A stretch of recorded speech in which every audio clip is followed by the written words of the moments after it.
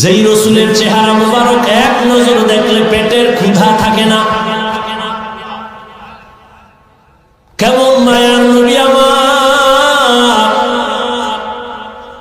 যেই রহমতের নবীর চেহারা মুহাব্বতের নজরে দিবে জাহান্নাম হারাম। কেমন মায়ার নবী, রহমতের নবী। আম্মা জান আয়েশা রাদিয়াল্লাহু আনহা বলেন, আমি আমার হুজরায় বসে সুই সুতা নিয়ে সেলাইয়ের কাজ করতেছিলাম, হঠাৎ তেল নাই, বাতি বন্ধ হয়ে গেল, রুম অন্ধকার, সুইটাও পড়ে গেল, খুঁজে পাবো কোথায় অন্ধকার।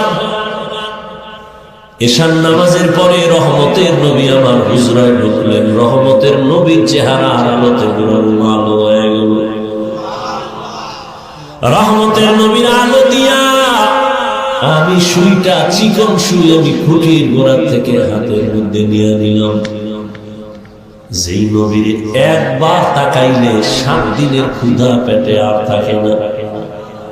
আম্মা জান আয়েশা রাদিয়াল্লাহু আনহা বলেন, নবীজির ঘাম আমি বোতলের মধ্যে ভরে রাখতাম আর বড় বড় অনুষ্ঠানে আতর হিসাবে ব্যবহার করতাম। চিল্লানারে ও সিলেটের মুসলমান, সে মায়ার নবী কেমন?